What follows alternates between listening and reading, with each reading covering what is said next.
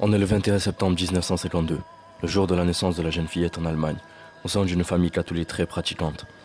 L'éducation de la petite fille fut sévère, car pour Joseph et Anna, les parents d'Alice et ses 3 petites sœurs, le respect des valeurs chrétiennes est très important. C'est en 1968, à l'âge de 16 ans, que commence le cauchemar pour l'adolescente. Lors de sa première crise, Alice se met à trembler violemment et ne contrôle plus son corps. Elle entend autour d'elle des rires démoniaques et son corps se courbe au point de faire craquer ses os. Ces crises duraient une bonne dizaine de minutes et depuis ce jour, elle est régulièrement prise de convulsions et durant ces crises, elle perd sa voix et n'arrive plus à appeler ses parents pour l'aider. Ses parents, inquiets, font venir le médecin de famille qui diagnostique une épilepsie et la fait interner en hôpital psychiatrique.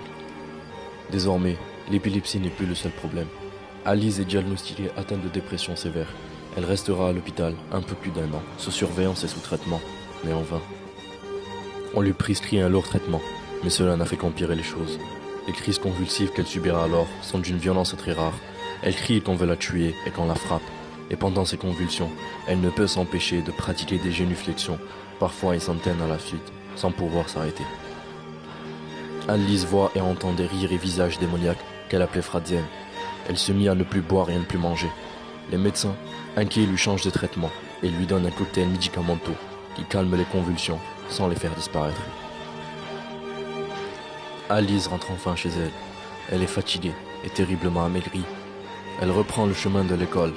Elle voit souvent des démons autour d'elle et est régulièrement victime d'attaques démoniaques. La famille, incapable de l'aider et présente lors de ces crises terrifiantes et troublantes, se tourne vers l'église. En début de l'année 1973, soit 5 ans après la première crise, les parents d'Alice demandent à plusieurs prêtres d'exorciser leur fille. Mais la jeune fille ne répond pas aux critères spécifiques d'une possédée. Elle ne lévite pas, ne parle pas de langue inconnue et ne connaît pas de faits cachés. Les crises d'Alice Michel deviennent de plus en plus violentes. Elle insulte ses proches, elle les bat et les mord. À cette époque, elle est incapable d'avaler de la nourriture, dort à même le sol et connaît une aversion profonde pour les crucifix. Ses parents l'entendent, impuissant, hurler toute la journée et la nuit. Elle s'agenouille et se relève avec un rythme effréné, sans pouvoir s'arrêter, en hurlant de douleur. En 1975, l'archevêché de Würzburg autorise enfin un exorcisme basé sur le rituel romain. Ce sont le père Alt et le père Reins qui vont pratiquer 1 à 2 exorcismes par semaine sur elle. Parfois, lors des séances, il faut l'aide de plus de 3 hommes pour la maîtriser, mais les crises ne cessent pas. De plus en plus souvent, elle reste paralysée et inconsciente. Elle refuse catégoriquement de s'alimenter. Elle boit son urine et mange des araignées, seule nourriture que les démons acceptent qu'elle mange. Ces génuflexions, plus de 600 de suite, ont provoqué une rupture des ligaments. Elle ne marche plus ou doit être soutenue. Elle est affaiblie, maigre et fatiguée. Souvent, des odeurs pestilentielles dégagent de son corps. Et en parallèle de ces exorcismes, la jeune fille continue de prendre un traitement relativement lourd. Un véritable cocktail de médicaments, comprenant des calmants, des cachets contre l'épilepsie et des cachets soignant une hystérie épisodique. 40 cassettes audio ont été enregistrées lors des exorcismes.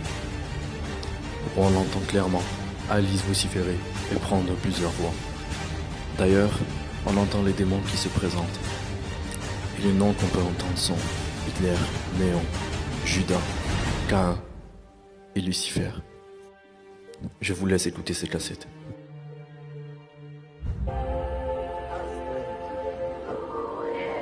Der Hass lässt hier keinen. Der Neid, wenn die andere Engel. Aber es gibt nie Ruhe. Ruhe gibt's nur da oben. Ruhe gibt's nur dort, wo die Liebe ist.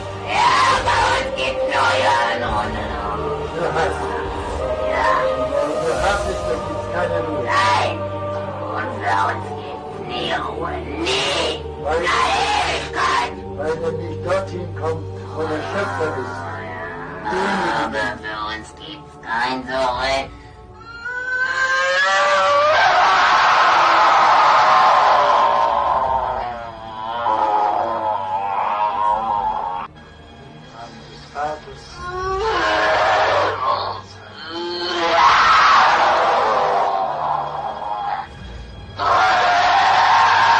Und jetzt bin ich verdammt.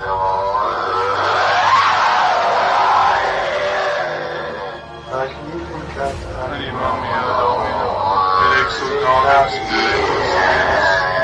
sanctae meo, et spexi humilitatem ansile sue, et te ex offerta militem omnes generationes, via fecit mihi magna vivoda misericordia mihi magna vivoda misericordia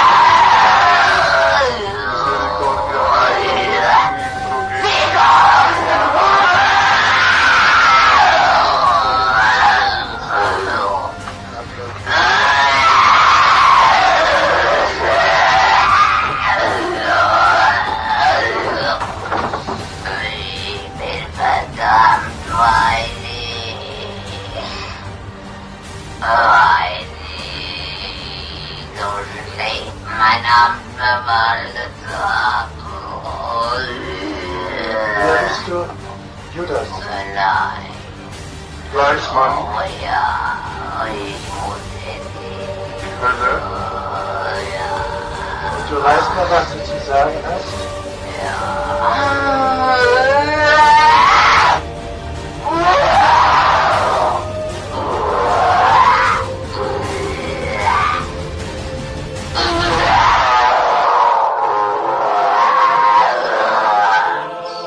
Und des Heiligen Gottes. Des Heiligen Geistes.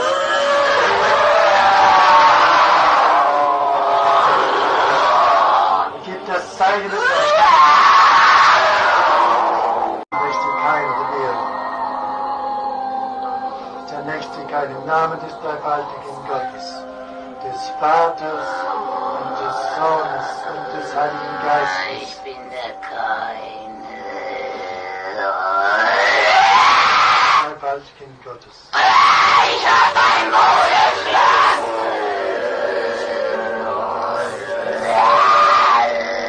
Will ich dir auszutragen.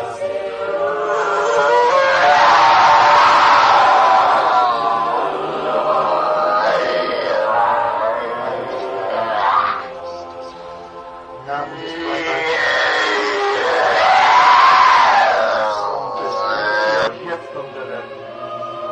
dreifaltigen Gott, der seligsten Jungfrau und auch den heiligen Engel, heiligen Erzengel Michael. Beuge dich bis hinab zur Erde. Im Namen des dreifaltigen Gottes. Im Namen des dreifaltigen Gottes, des Vaters und des Sohnes und des Heiligen Geistes, befehle ich dir auszufahren und nie wiederzukehren, deiner seligsten Jungfrau die Ehre zu geben.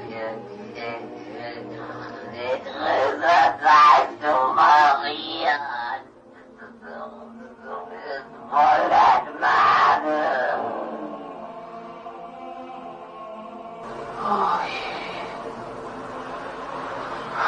Großer Gott, wir loben dich.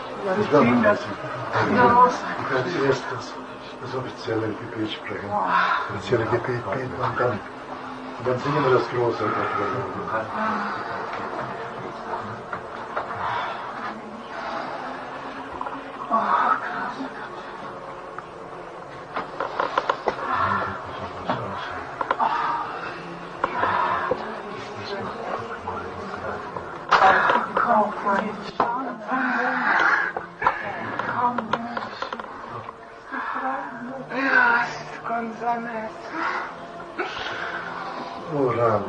Oramus te Deus omnipotens, o Spiritus iniquitatis amplius non habeat potestatem, in hac camula tua annelisi.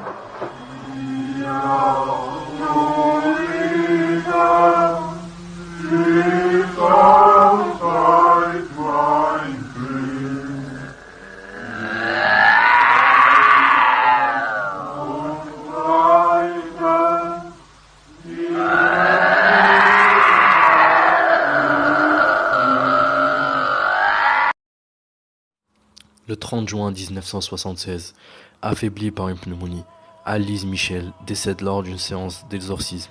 Le rapport d'autopsie indique que sa mort est liée à une malnutrition sévère et à une déshydratation. Les parents ainsi que les prêtres ont été inculpés, accusés de négligence ayant entraîné sa mort. Le procès débute en mars 1978. L'avocat des parents plaide pour que les croyances de chacun soient respectées. Pour les prêtres, quant à eux, on fait diffuser les enregistrements audio devant la cour, où on peut clairement y entendre des démons se disputant entre eux, se demandant qui allait quitter le corps d'Annelise le premier. Devant les prêtres et les parents, les médecins retracent la maladie de la jeune fille, son épilepsie, sa dépression et son hystérie.